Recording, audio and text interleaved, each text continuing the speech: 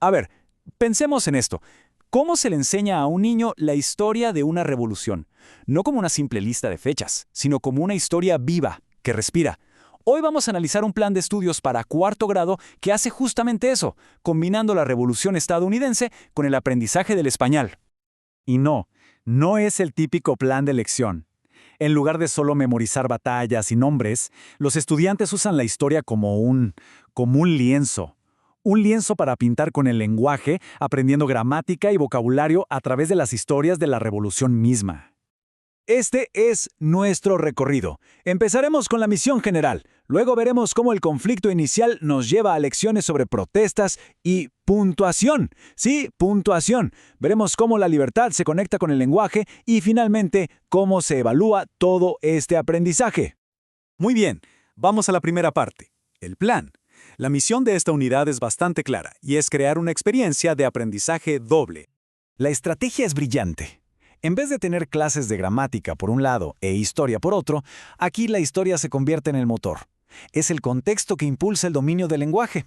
Así, las reglas de puntuación y el vocabulario nuevo tienen un propósito, un porqué que los hace mucho más fáciles de recordar.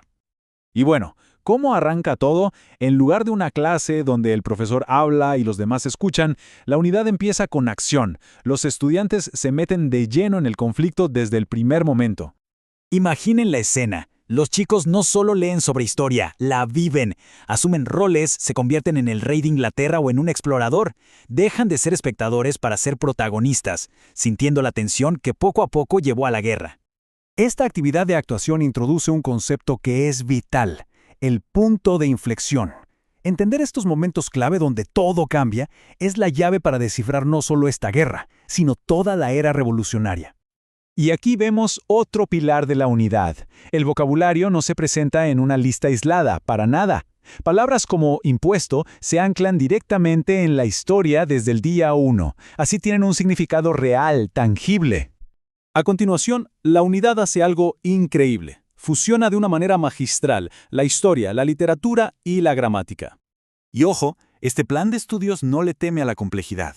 Al analizar un poema de Phyllis Willett, una mujer esclavizada que apoyaba al rey, se desafía a los estudiantes a pensar de forma crítica y a entender que la historia, rara vez es en blanco y negro. Y del análisis de un poema se pasa a las reglas de la coma. La transición es superfluida porque los ejemplos para aprender gramática no son genéricos, son frases sobre el Tratado de París o los impuestos, reforzando la historia mientras se enseña el lenguaje. Todo está conectado. La conexión va todavía más allá, hasta la morfología. Al descomponer la raíz latina port, los estudiantes consiguen una herramienta para descifrar no solo importar y exportar, sino un montón de palabras más. Se construye una base de lenguaje muy sólida. A medida que las tensiones crecen en la historia, el enfoque en el lenguaje se vuelve todavía más importante, más crítico. En este punto, el lenguaje se convierte casi en un arma. Se explora el poder de la escritura persuasiva con fuentes como Sentido común de Thomas Paine.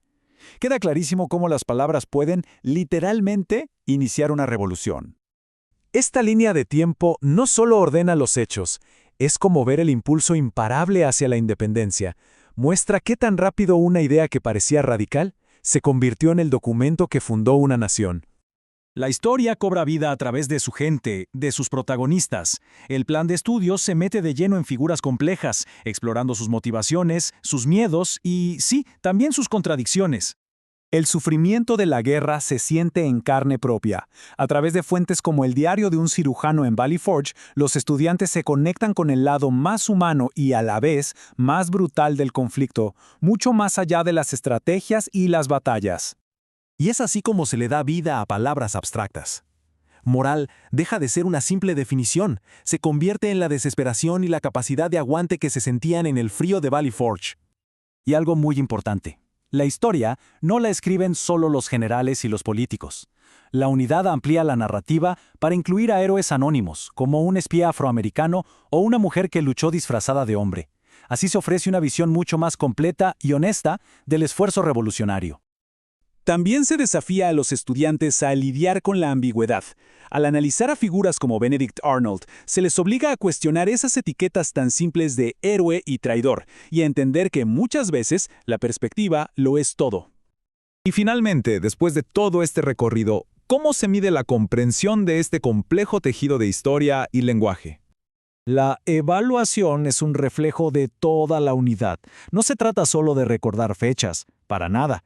Se mide la capacidad de leer críticamente, de construir oraciones correctas, de escribir un ensayo coherente. Se demuestra un dominio tanto de la historia como del lenguaje. Y aquí vemos cómo todo se conecta con los objetivos formales. Un estándar estatal de Texas, conocido como TEX, sobre la concordancia entre sujeto y verbo, se trabaja directamente con los ejercicios históricos.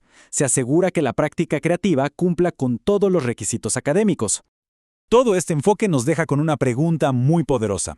Al entrelazar la historia con el dominio del lenguaje, ¿estamos formando solo mejores estudiantes o también estamos formando ciudadanos más conscientes, más capaces de comprender el pasado y de articular el futuro?